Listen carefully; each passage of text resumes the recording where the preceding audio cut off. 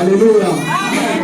Beaucoup parmi vous, et même à l'extérieur, m'ont dit, le pasteur, si là, ces derniers temps, tu ne prêches pas, tu ne fais que inviter. Alléluia. Même les filles de Noblesse et Chama, les filles de mon pasteur, ont dit, mais on est arrivé, on devrait aussi t'écouter prêcher. Alléluia. Or, moi, je sais que dans une équipe, c'est bien aussi de laisser jouer les autres. Quelqu'un dit Amen. Parfois, c'est bien de s'asseoir et d'écouter les autres. Pas parce qu'ils sont plus que toi, pas parce qu'ils sont mieux que toi, mais vraiment parce que je dois écouter les autres. Alléluia. Et aujourd'hui encore, je vais donner l'occasion à notre bien-aimé frère, l'évangéliste Brice, avec moi, nous l'aimons beaucoup. Amen. Voilà, comme il va le dire, c'était pas prévu, je le prends encore de court, mais j'aime bien le voir prêcher. Il a une grâce que j'honore et que j'approuve. Est-ce qu'on peut aller, tu as raison d'acclamer? Parce que c'est Dieu qui a donné le talent, c'est Dieu qui a donné la grâce, c'est Dieu qui a donné l'appel et nous honorons cet appel au nom de... Voilà. Aujourd'hui, par la grâce de Dieu, nous avons suivi, pour ceux qui ont suivi le direct, ils ont œuvré par la grâce de Dieu à cette résurrection avec l'apôtre Douglas. Amen. Et c'est aujourd'hui qu'ils ont été, comme on dit, encouragés dans la grâce que Dieu leur a faite. Amen. Dis avec moi, il y a un temps pour chaque chose. Il y a un temps pour chaque chose. Amen. Il a la carrure d'un apôtre. Il n'est pas seulement évangéliste. Et Dieu l'utilise beaucoup dans le prophétique. C'est vraiment un couple merveilleux que nous apprécions avec son épouse, la servante de Dieu, Oli Djamboul.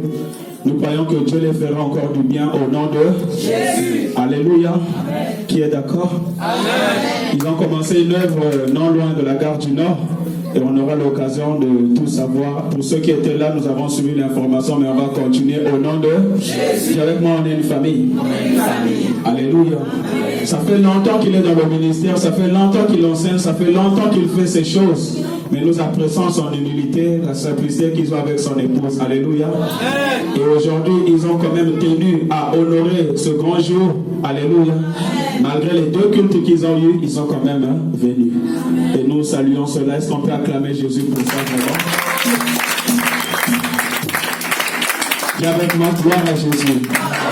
Voilà, ils ont une mission, sauver pour sauver. Sauver pour sauver. Alors dis à quelqu'un, toi aussi tu es sauvé pour sauver. Alléluia. Donc quand nous évangélisons et que tu vois que les gens ne peuvent pas venir à Bagnolet, ne peuvent pas aller à Boissy-Saint-Léger, tu peux dire, ah oui, je connais une place non loin de Gare du Nord. C'est plutôt sauver pour sauver. C'est vraiment un bon endroit, tu peux aller te ressourcer, tu seras équipé, tu seras motivé, tu seras transformé, tu seras positionné au nom de Jésus. Donc pour ceux qui évangélisent, retenez ça au nom de Jésus. Voilà, pour que quand nous évangélisons, dis avec moi, on n'est pas des ennemis. Voilà, on n'est pas sectaires. Alléluia. Voilà, ceux qui ont dit, tous ceux qui passent ici, là, ils ont dit, mais tu n'as pas peur qu'on te vole les âmes? Moi, je dis non, je connais ce que j'ai vu. Je connais leur cœur, je connais leur sens de responsabilité. Ils ne sont pas des voyous. Le voyou, quand il vient, il va voir la grâce de Kiberlé, la grâce de Genaël, la grâce de... Et il va dire, celui-là, il peut être mon partenaire, il peut me donner de l'argent, la dîme, il peut être chantre ici, il peut être prophétesse ici. Et il vient, il fait un peu son paquet pour attirer les gens. Mais dis avec moi, eux, ils sont de la maison. Ils sont de la maison. Alléluia. J'apprécie beaucoup la collaboration que le pasteur Castano a avec Mohamed Sanogo. Vous voyez, là, Castano, il est au Cameroun. Mais Mohamed Sanogo, ivoirien, il est venu, il a laissé son église, il est venu ici en France. Et il est là à Cergy, à ICC. Dis avec moi, j'aime ça. Est-ce qu'on se comprend? Amen. Si j'insiste sur ça, c'est parce que ça fait partie de la vision de l'AEC. Alléluia. Amen. Il y a ceux qui viendront, qui vont passer, mais il y a ceux qui vont être de la maison. Amen. Et de temps en temps, nous serons heureux de les accueillir. Alors lève-toi s'il te plaît, nous allons acclamer et recevoir par la grâce du Seigneur Jésus. Nous allons recevoir l'évangéliste Brice. En peu de temps, qui va nous apporter ce qu'il a dans son cœur avant qu'on le mange. Je dis à quelqu'un, on va manger tout à l'heure.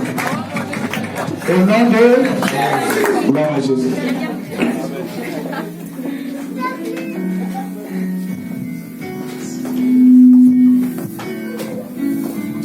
Gloire à Dieu. Merci Seigneur.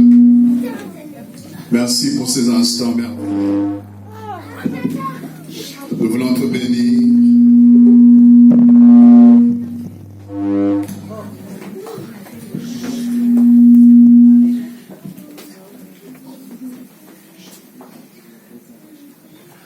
Merci Seigneur pour ta grâce, pour ta faveur, pour ces instants Seigneur merveilleux dans ta présence.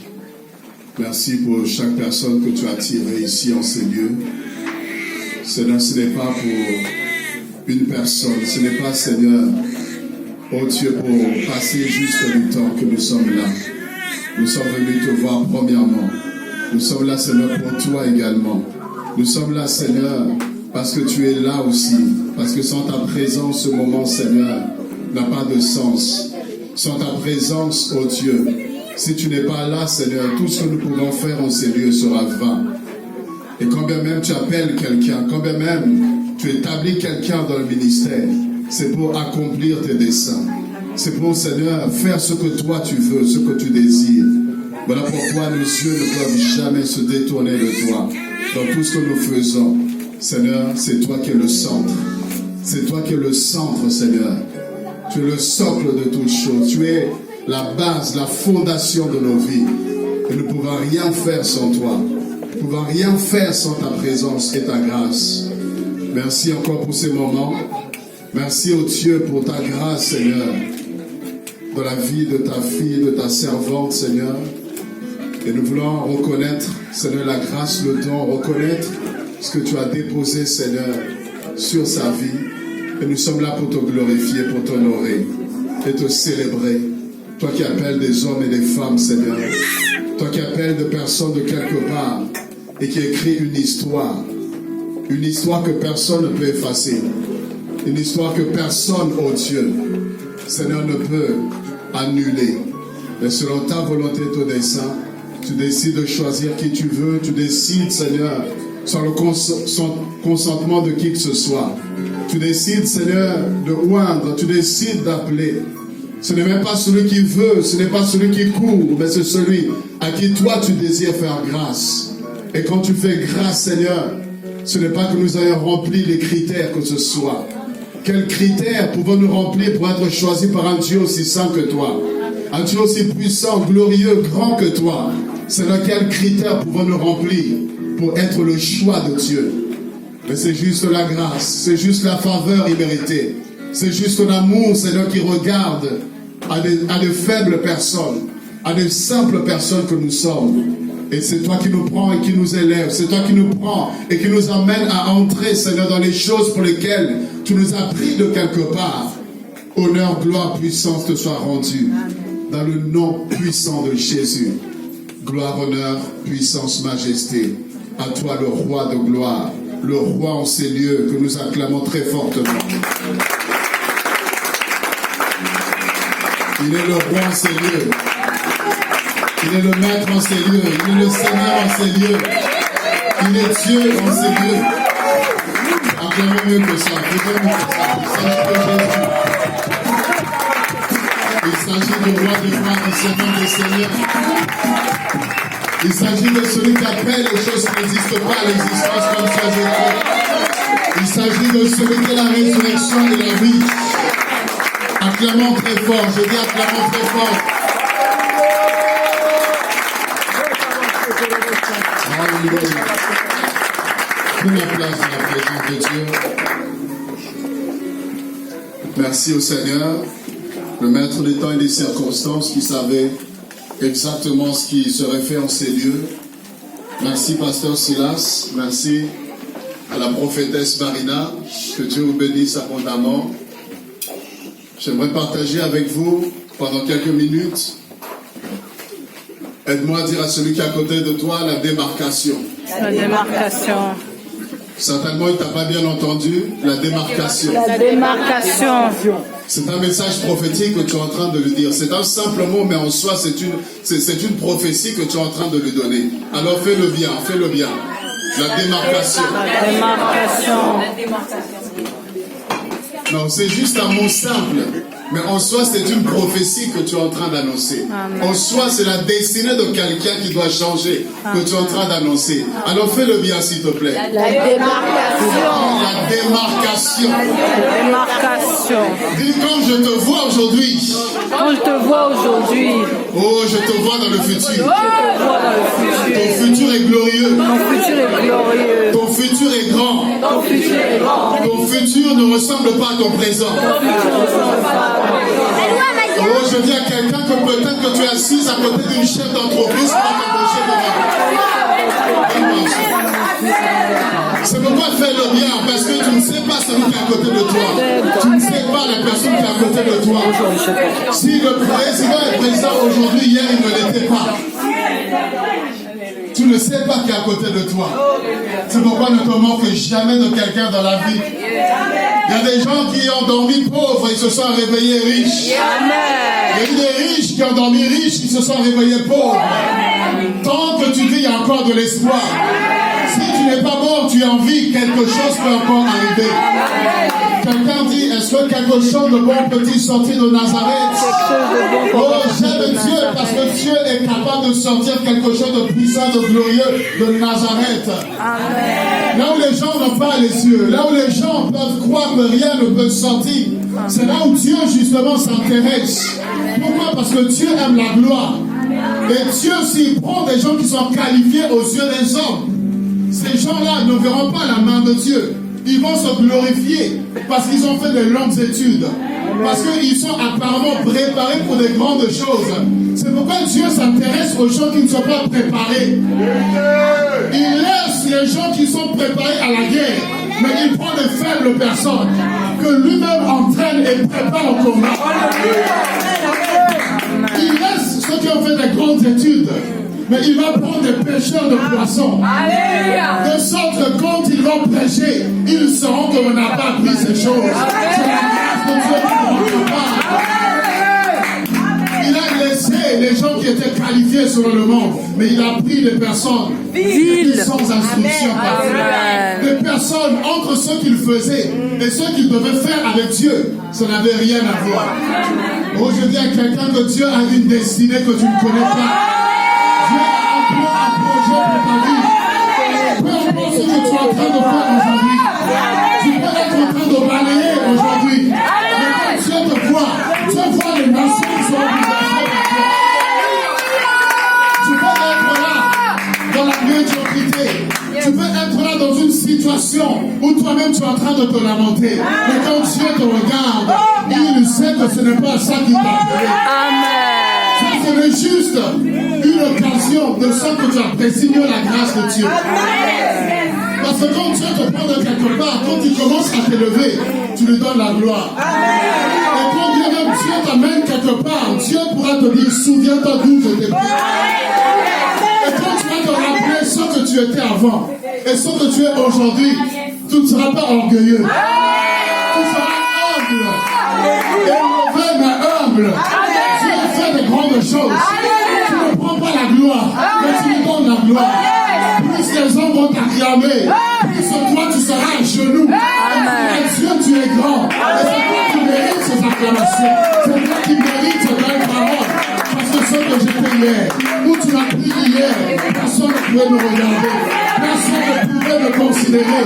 Mais c'est la grâce, la main de Dieu qui est capable de te prendre même dans le puits. Même dans la citerne, la main de Dieu est capable d'aller te prendre et te sortir pour t'établir dans les choses pour lesquelles il t'a appelé. La démarcation. C'est un message qui est très prophétique. Et si tu saisis ce message, quelque chose va se passer. Tu passeras d'une étape pour entrer dans une autre. Tu passeras d'une saison à une autre. Je suis là comme un prophète pour parler à quelqu'un sur sa destinée. Je suis là pour dire à quelqu'un que Dieu veut t'amener encore plus loin. Je suis là pour te dire là où tu es, c'est bien, mais il y a plus glorieux. Amen. C'est bien. Amen. Puissant encore. Tu n'as pas encore vu. Tu n'es pas encore entré. Tu n'es pas encore entré. Vous savez, le problème, c'est quoi? C'est qu'on peut être dans le parvis. Je ne suis pas encore rentré dans le message. Tu peux être dans le parvis, mais tellement que Dieu est glorieux, même dans le parvis, tu ressens la gloire de Dieu. Même dans le parvis, tu sens l'odeur de la présence de Dieu. Et tu peux penser que Dieu est déjà arrivé. Mais dis à quelqu'un, ce n'est que le parvis. Ce n'est que le parvis. Il y a le lieu saint. Si la gloire se manifeste déjà dans le parvis, comment ce sera dans le lieu saint? Il y a une gloire supérieure à la gloire du parvis. Il y a une gloire plus grande. Alors ne t'arrête pas au parvis parce qu'il y a le lieu saint. Tu vois des gens, tu expérimentes des choses avec Dieu. Ne t'arrête pas sur ça, il y a plus glorieux. Dieu t'a béni, gloire à Dieu. Mais Dieu a des choses encore plus grandes et plus glorieuses que toi. Et dans le lieu saint, il y a la gloire de Dieu. Dans le lieu saint, ça se sent. Dans le lieu saint, c'est plus grand, c'est plus puissant encore. Mais je veux dire à quelqu'un que ceux qui étaient dans le lieu saint, c'était pas la finalité. Amen. Il y avait encore le lieu très saint. Amen. Il y avait le lieu très saint. Mais le problème, c'est quoi? Le parvis, tout le monde pouvait entrer. Le parvis, on pouvait tous se croiser dans le parvis. On pouvait se croiser dans le parvis parce que tout le monde avait droit d'entrer dans le parvis. Et le problème, c'est quoi? C'était pas le parvis, c'était le lieu saint. Et pour entrer dans le lieu saint, il y avait une démarcation. Ce n'est pas tout le monde qui pouvait entrer dans le lieu saint. Il y a des gens qui s'arrêtaient au parvis. Mais pour le lieu saint, il y avait des personnes qui étaient choisies. Il y a des personnes que Dieu avait mises à part, qui eux avaient le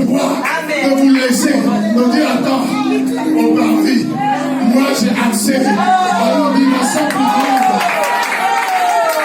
Moi, j'ai accès à un niveau plus élevé. Le lieu saint. Alors, eux, ils entraient dans le lieu saint. Et encore dans le lieu saint, il y avait une catégorie de personnes qui, eux, pouvaient entrer dans le lieu très saint. Le lieu saint n'est pas le lieu très saint. Parce qu'il y a des choses qui étaient dans le lieu très saint, qui n'étaient pas dans le lieu saint. Amen. La gloire de Dieu était présente dans le lieu très saint. Et les gens qui entraient, c'était la présence de Dieu. Il y avait la Shekinah de Dieu. Il y avait le capot de Dieu. Il y avait le poids de la gloire de Dieu. Il y avait celui qu'on venait chercher dans le temple, dans le tabernacle. Il était là dans le lieu très saint. C'est là où sa présence était manifeste. C'est là où sa gloire était visible. Et là, ce n'était pas tout le monde qui pouvait entrer. Il y avait encore qu'une catégorie de personnes qui étaient sélectionnées, qui pouvaient entrer dans le lieu très saint. Mais laissez-moi vous dire qu'ils n'entraient pas comme s'ils entraient dans un marché. Ils n'entraient pas comme s'ils entraient dans un supermarché. La Bible dit quoi? On a fait, n'est-ce pas, une corde qu'on a attachée sous les pieds de ces personnes. Et il y avait des cloches sur ces cordes-là. Donc quand ils entraient, vous entendez le son. Vous entendez le son. Il est en train d'entrer dans la présence de Dieu. Et quand il se déplaçait, on savait qu'il était encore en vie. Et si on n'entendait pas le bruit, on se dit, est-ce que la gloire ne l'a pas tué? Est-ce que la présence de Dieu, la sainteté de Dieu ne l'a pas tué?